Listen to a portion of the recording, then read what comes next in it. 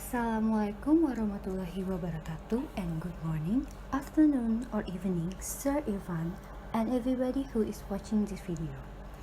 We are from Group 5 and would like to give a short presentation for our final project in Comparative Linguistics course.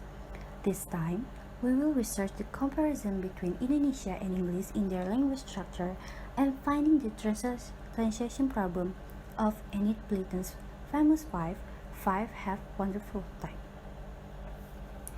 Please allow us to introduce ourselves. I am Padma Azara and will be accompanied by Ayu Mayangsari, Farahita Mufidatanti, and Nadia Nurahmasari. As for the table of contents, we have 4 highlights including the introduction, overview material, following the analysis, and last one, the conclusion. So, for the opening and primary discussion such as the introduction and morphology session will be explained by myself.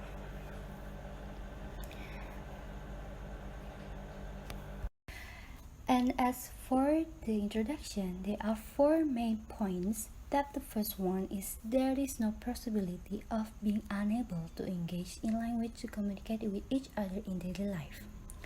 According to Merriam-Webster Dictionary, it states a definition of language itself as the word of combining them, used and understood by a community.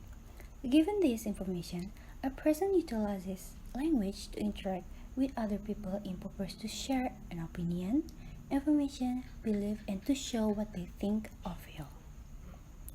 With this in mind, the advantage from using the languages that the person uses, such as improving skills, broadening in knowledge, exchanging ideas, and many more. Therefore, there are many benefits in learning language to improve our life by the reason of the numerous benefits throughout our life. For the most part, languages is also studied in order to analyze the way of using language in humans' interaction. It should be noted that the name of studying language is the part of consideration to linguistics. Linguistics is defined as the methodological study of the formation and development that relates to a person's language. Moreover, linguistics is going along and participating in humans' act. However, the world is wide. There are many countries that are separated by continents and other geographical aspects. With this being said, the languages are also different and can be very different.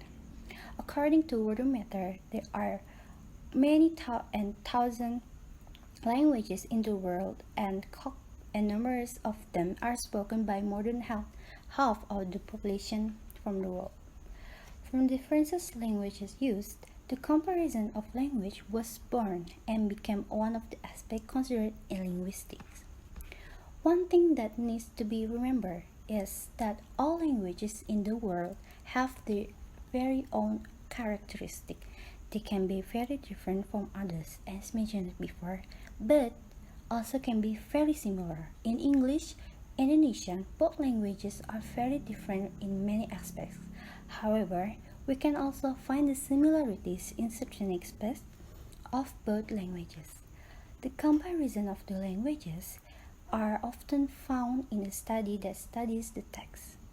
One of them is the translation text. In this research, the writers or the researchers will compare and analyze the language structure and the translation problems in Enid Blyton, the famous 5, have a wonderful time, and the translated version of the novel Lima Sekawan, Sarjana Misterius, which was translated to Indonesia by Agus Setiadi. Next, we hop on to the overview material, in which consists of morphology, phrase packaging, sentence packaging, and lastly is style and politeness.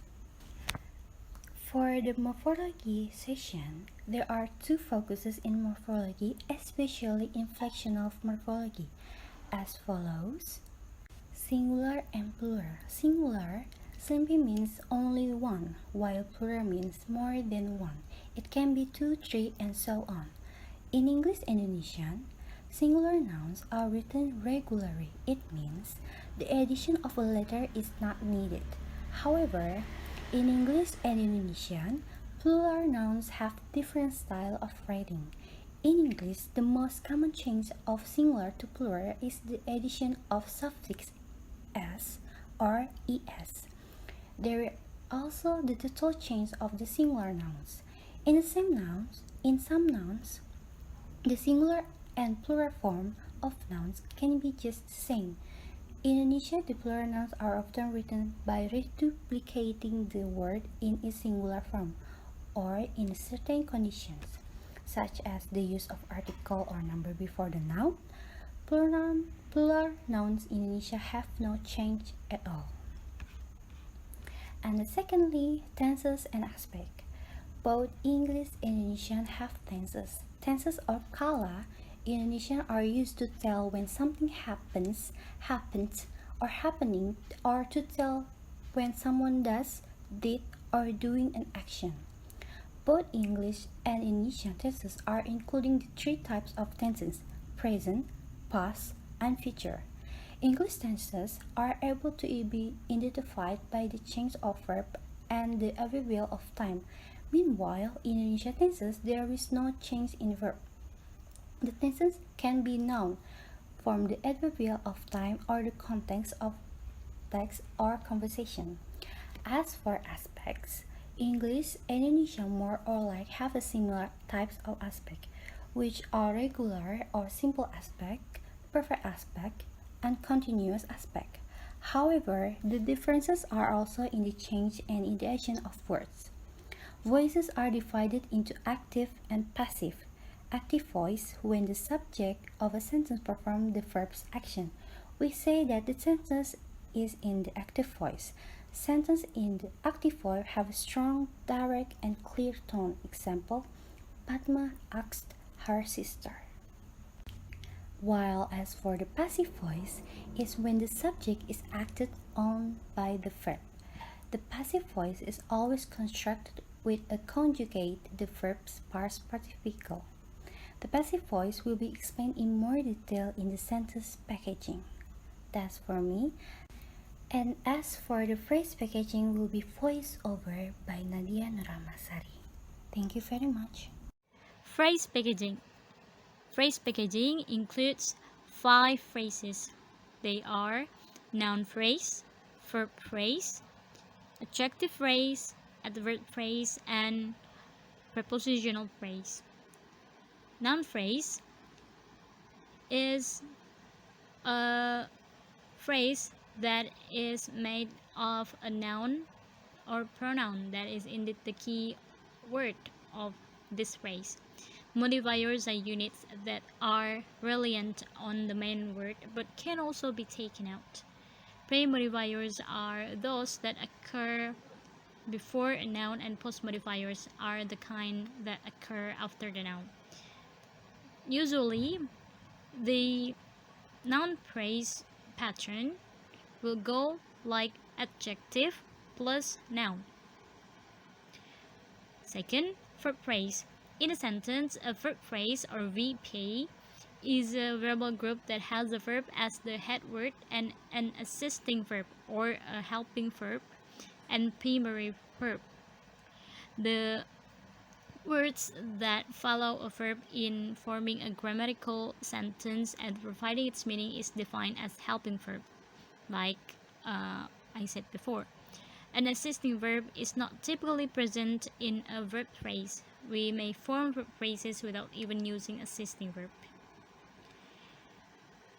Adjective phrase. An adjectival phrase that modulates a noun or a pronoun is recognized as an adjective phrases, or an adjective phrase is indeed a phrase with an adjective as the main word. Adverb phrase. An adverb phrase that responds to any of these issues is recognized as an adverb phrase, such as when, where, how, and why.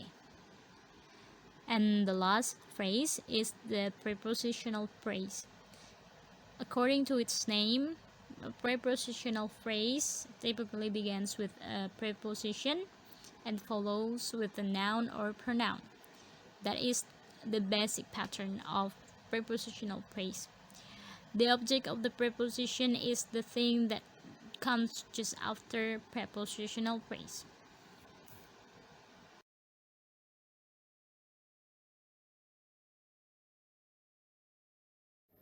The second theory we are using is sentence packaging. The first division of sentence packaging is tense, passive, and direct indirect. Tense is a verbal phrasing that relates to the time of pronouncement. In the traditional grammar, tense is divided into three: past, present, and future. For passive, passive voice is a form by putting the verb to be into the same tense as the active verb and adding the past participle of the active verb. For direct, indirect, direct speech are words or sentence spoken directly by the speaker or the first person and written as is. As for indirect speech, our words or sentence are spoken indirectly by the speaker to state the statement of other people. The second division of sentence packaging is positive, negative, interrogative, and imperative. Positive sentence are declarative sentences that have positive meaning or also called affirmative sentence. While negative sentences are declarative sentences that have negative meaning. For interrogative sentence are sentences used to ask question or to get information. And the last one is imperative sentence are the sentence that have the purpose to give commands, warnings, suggestion, advice, and to request something. The last division of sentence packaging is fronting, clefting, inversion, and dislocation. Fronting refers to any construction in which a word group that customarily follows the verb is placed at the beginning of the sentence. For clefting or cleft sentence derived from the word cleft that means divided or split. A cleft sentence is a sentence in which some part is moved from its normal position into a different place to give it more emphasis. For inversion refers to an arrangement of a sentence that is different from the normal word order. For dislocation is a sentence structure in which a referential constituent occurs in a special intentionally and or grammatical separate part of the clause. Style and politeness. Style. Linguistic style or style is a part of social linguistics that refers to the form of language that the speaker utilizes, which is characterized by the level of formality. According to Martin Jones, there are 5 types of linguistic styles: intimate, casual, consultative, formal, and frozen. The first style is intimate style. For example, in a conversation between Harry and Mom. Harry: Mom, where's my bag? Mom: it's on your desk, honey. Harry: okay, thanks, mommy. The second style is casual style.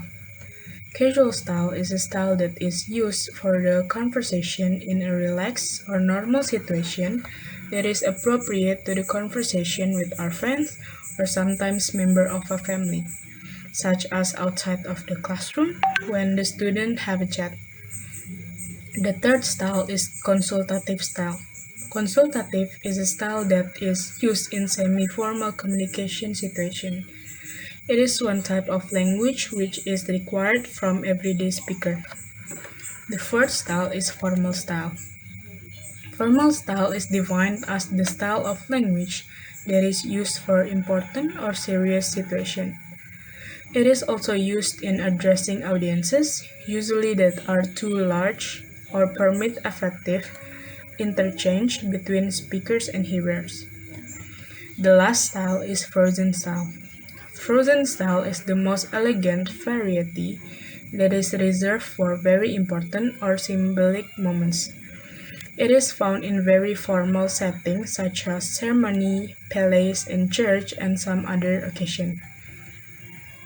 Politeness. Politeness is concerned with ways in which the relational function in linguistic action is expressed. The first politeness is positive politeness. Positive politeness strategy is usually seen in a group of friends, or where people in the given social situation know each other fairly well. The second politeness is negative style. Negative politeness strategies are oriented towards the hearer's negative phase and emphasize avoidance of imposition. Let's get into the analysis. For each analysis or every analysis, we use two texts: the original text in English and the translated or target text in Indonesian.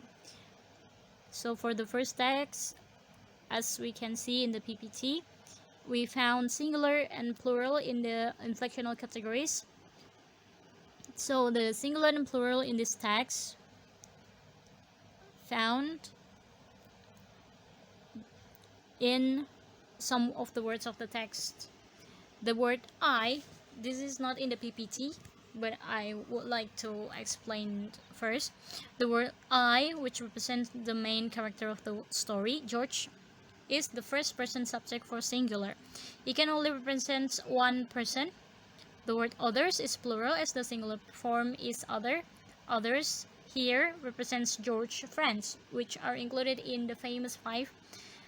And also the main characters besides George and Timmy, Julian, Dick, and Anne. George also mentioned the others as they, which is the third person subject, and it's in a plural form, and them as the third person object plural. After that, the word weeks, this appears in the PPT. The word weeks also appears to be a plural from the regular word week. The word is initiated by the word two, which is obviously more than one. Then a wonderful fortnight is a singular form as it contains a, which means one, and followed by regular form of noun fortnight. A atau here means or plays role as an article of a noun. It's always come up before the noun. In Indonesian text, which is the target text, some words are translated differently, such as others translated into Julian and adik-adiknya. Notice that there is a reduplication or the repetition of the word, the same word, as in adik-adiknya.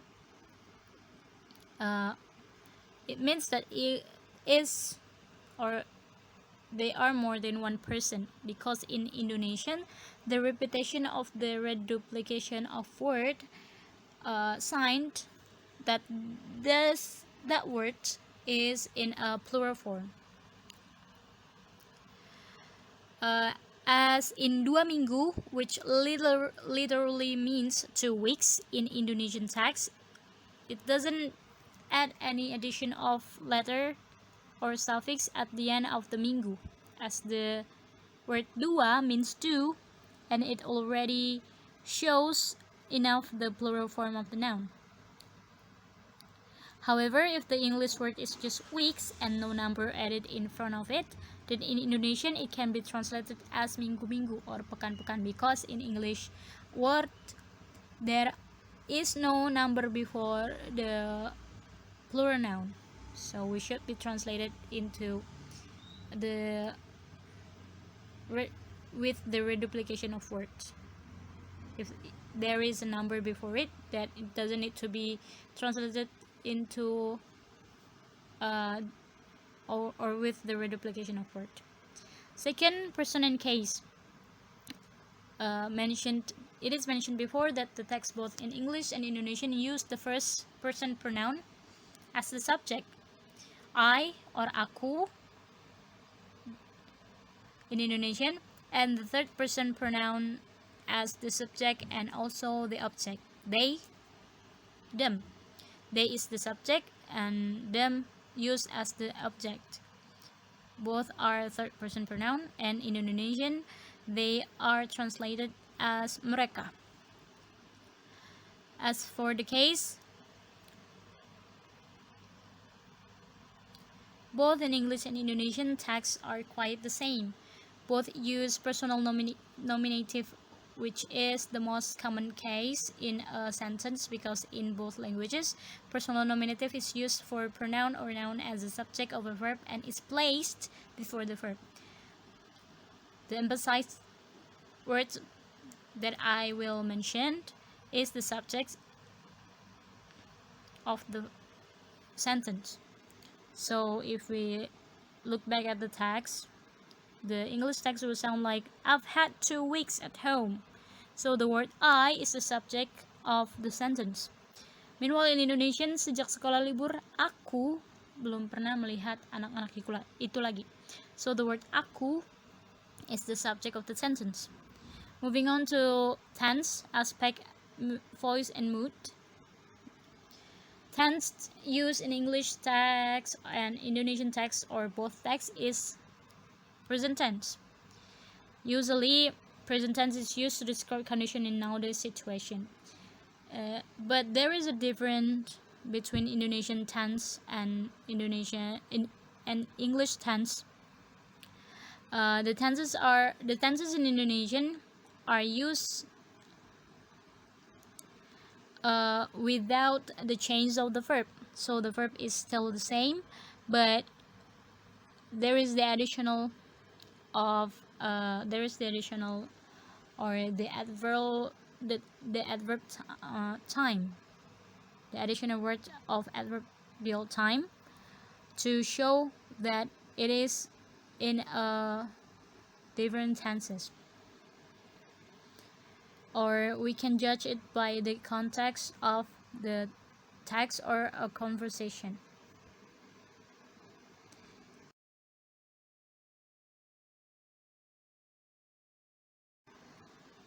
So as for the voice is in active voice. It can be remembered that active voice is used when the subject is emphasized. The subject here, I, which is George, is emphasized because she has been at home for 2 weeks. She wants to emphasize that she has been at home for 2 weeks and haven't met her friends. And the voice here is the active intransitive and active transitive. Active transitive is the one who needs object, but active intransitive is the one who doesn't even need object.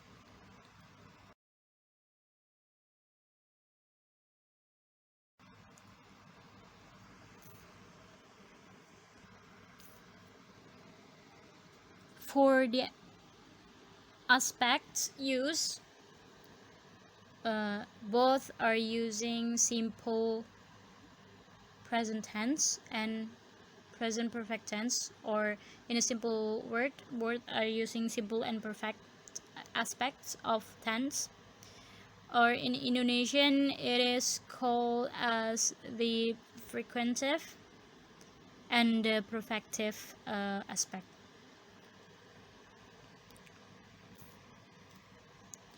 As for the perfect aspect of Indonesian and English, we can judge by the word have, which is translated in Indonesian as sudah.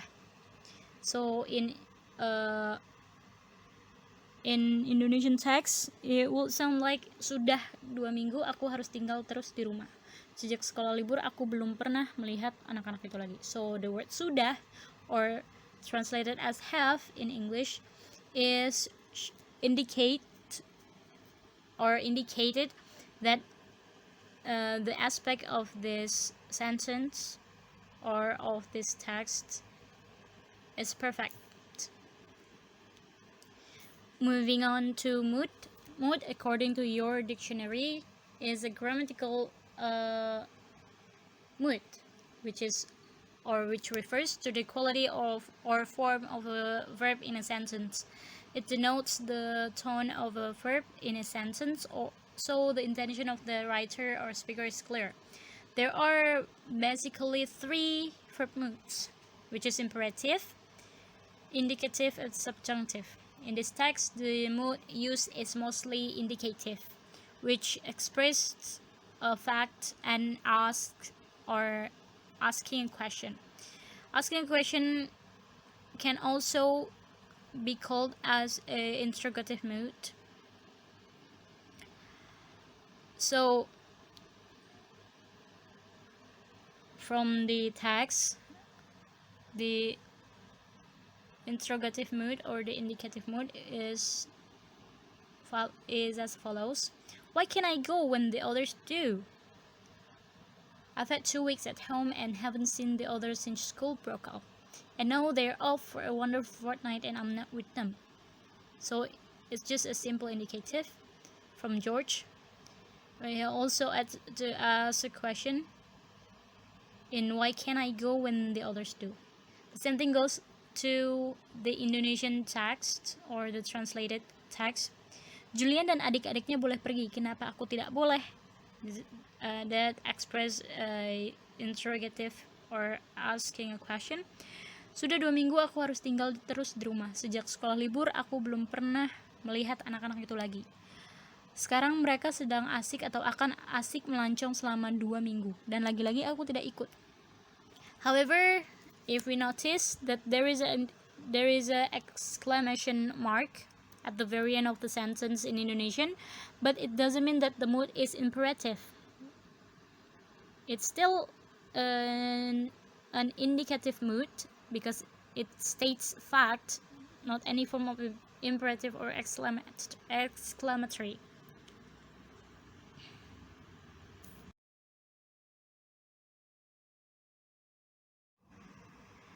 Moving on to phrase packaging.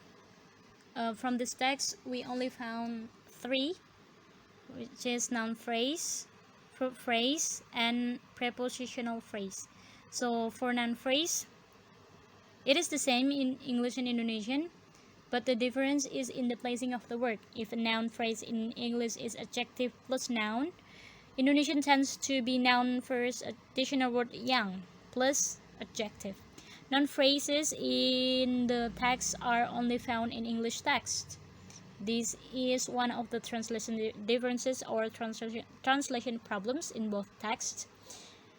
In English text, wonderful fortnight is the only noun phrase, as it is made of an adjective as in wonderful and noun as in fortnight.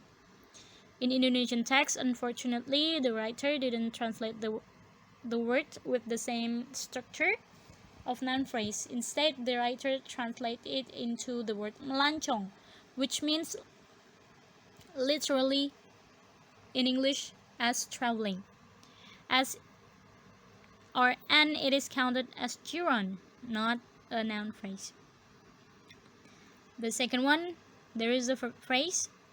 In English, the pattern of the verb phrase is helping verb, as mentioned before in the phrase packaging in the part of theory. The pattern of the verb phrase is helping verb or auxiliary verb or modal plus main verb or main verb plus preposition. In the English text, phrasal verb is used in the following. Why can't I go when the others do? Can is helping as modal, but in this case it is in negative form with the additional of not. Go, which is the main verb, is followed or is following after. I've had 2 weeks at home and haven't seen the others since school broke up. The word broke up there is the verb phrase, because broke, which is the main verb, is followed by up, which is the preposition. Meanwhile, in Indonesian text, verb phrase found is not very different from what is found in the English text. However, the translation is not really literal. The writer of Indonesian text is adjusting the translation text in Indonesian into an acceptable form in Indonesian.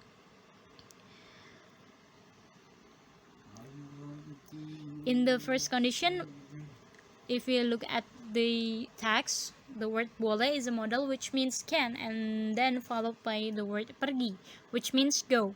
However, the translation difference is noticed here. If in the original text it is written, why can I go when the others do? The Indonesian translation switched the position of the original text to be Julian dan adik-adiknya boleh pergi, Kenapa aku tidak boleh? Which means Julian and his siblings, or in the original text, it is written as the others can go. Why can I?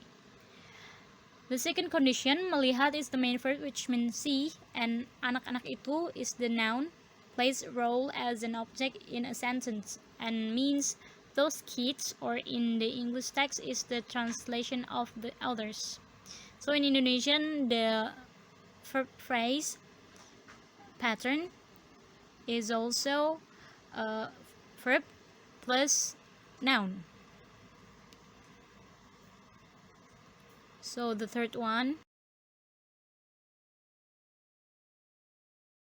or the final of the phrase packaging, we found a prepositional phrase, which is a group of words consisting of preposition, its object, and any words that modify the object. The pattern is preposition plus noun. In both English and Indonesian texts, the only prepositional phrase found is only at home. At is preposition and home is noun. It is translated literally to Indonesian to be di rumah. Di, just like at, is preposition, and rumah, just like home, is the noun. So we moving on to the sentence packaging. The first sentence packaging elements that we found in this text is direct and indirect. Both texts are written in direct speech, as George is the one who is talking there. Even more, both texts don't show the narration of the author. It is also supported by the use of quotation mark. The second one we found is positive, negative, interrogative, and imperative. The texts mostly made of negative declarative and negative interrogative, because the words why can I and kenapa aku tidak boleh are used as the equivalent of words. The use of not or tidak, and also the question mark and word why and kenapa supported this as a negative interrogative. Meanwhile, negative declarative are shown in and haven't seen the other since school broke up, or in Indonesian text is translated as aku belum pernah blah blah blah. Also for the words and I'm not with them, or aku tidak ikut.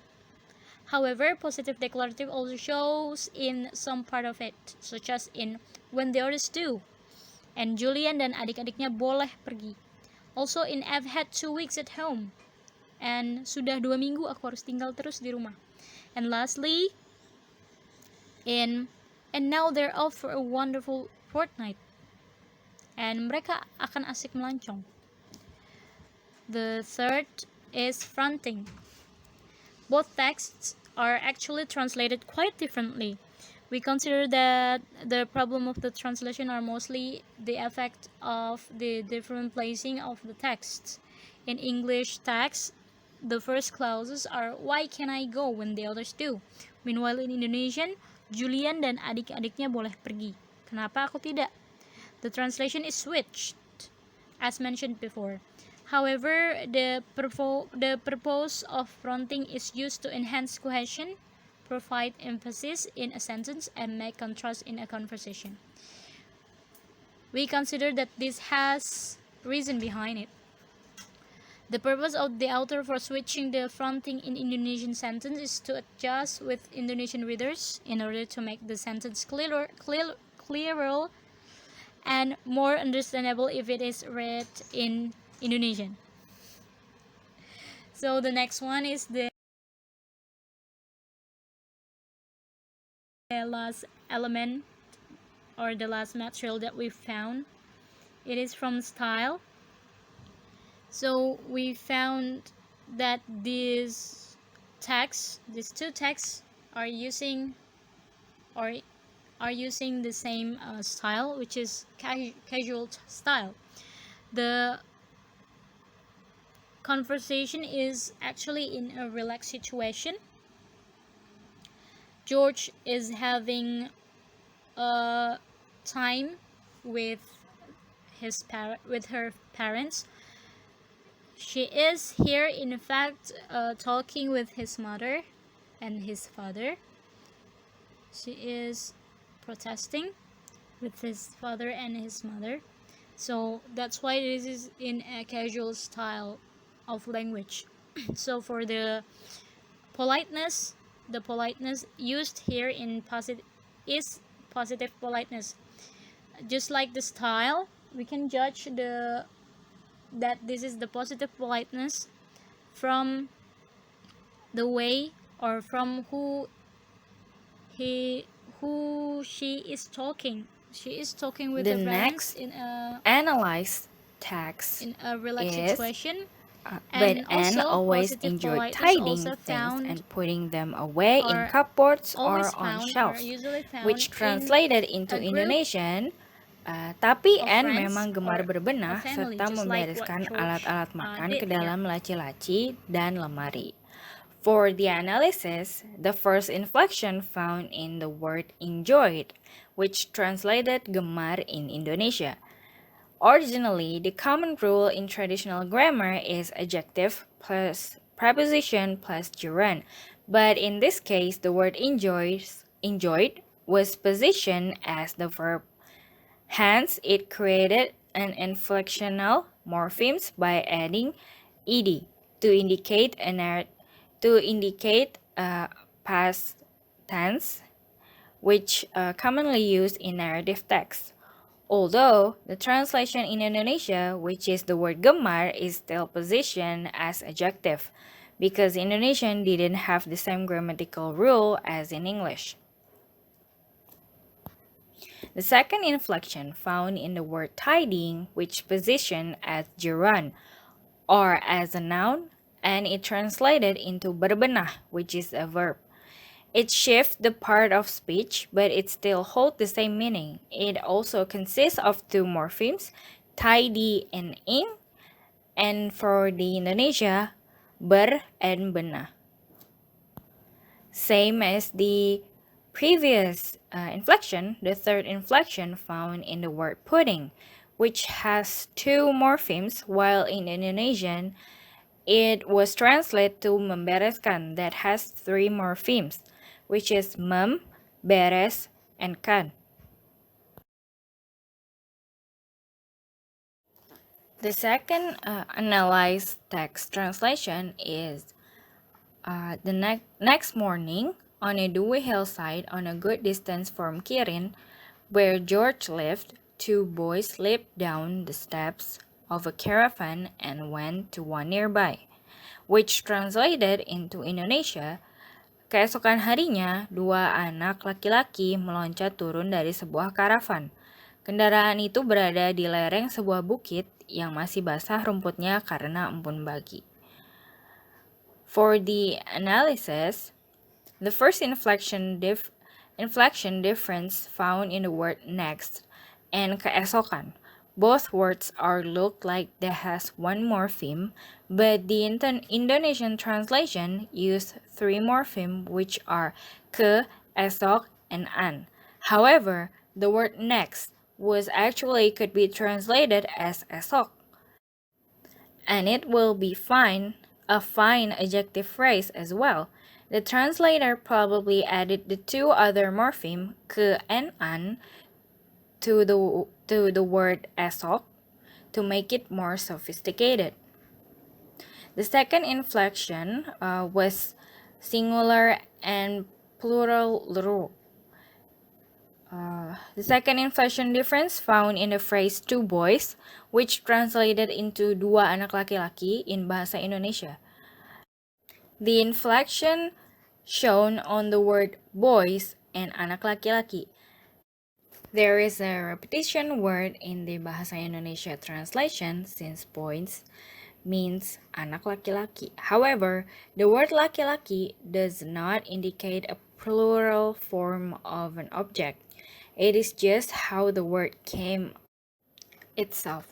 Because in Bahasa Indonesia, there is no plural form of a word. People can just add the number in front of the phrase or the word.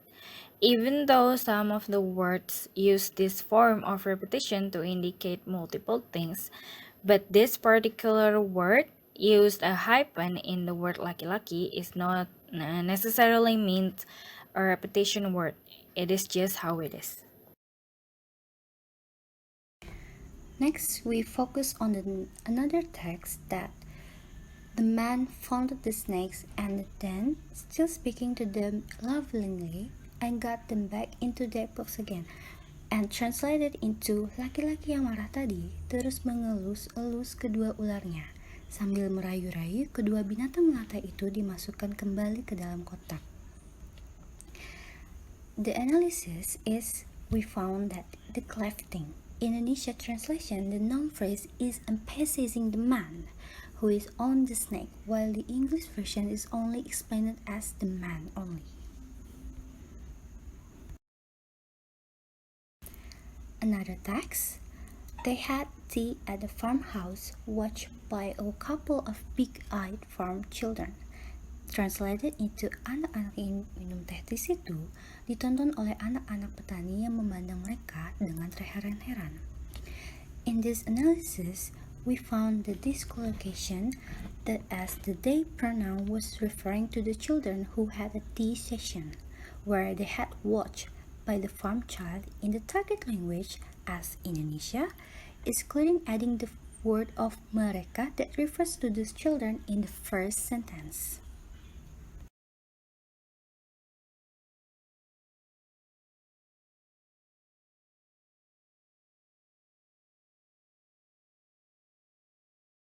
The next analyzed text translation is there are 12 said Anna giving Dick the bag. 3 each, none for Timmy, but I've got a large juicy bone for him. Julian, will you get me some water please? There's the pail over there. I want to peel the potatoes. George, can you possibly open the peaches without cutting yourself like you did last time? Which translated into Indonesian. Ini ada 12 potong, kata Anna sambil menyodorkan kantong sosis pada Dick. Jadi masing-masing mendapat 3. Timmy tidak perlu diberi, karena aku punya sepotong tulang yang besar untuknya. Julian, tolong ambilkan air ya. Itu pakai saja ember yang ada di sana itu. Aku hendak mengupas kentang. George, usahakanlah membuka kaleng persik itu tanpa melukai jarimu, seperti yang terjadi waktu itu. For the analysis, the first one is style. English and Indonesian have the same types of style, which are intimate, casual, consultative, formal, and frozen. The type of style in the text is casual style. They are cousins, thus their language is quite casual, as can be seen in how they interact with each other. The second is politeness. The politeness in this text are positive politeness and negative politeness.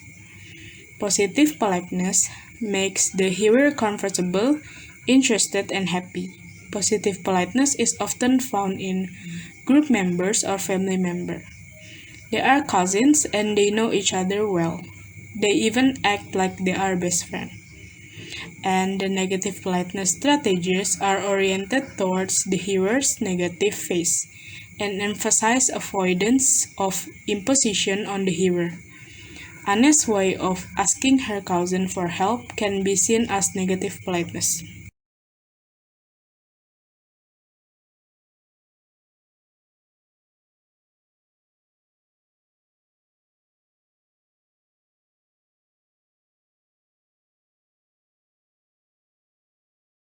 And the next one is conclusion. Apart from this, it will be examined the analysis of language structure and translation problems in Enid Blyton's The Famous Five, Have a Wonderful Time, and the translated version of the novel Lima Sekawan Sarjana Misterius, which was translated to Indonesian by Agus Setiadi. That is all from our group. We're sorry if there's any mistakes. Thank you very much for your attention. Wassalamualaikum warahmatullahi wabarakatuh.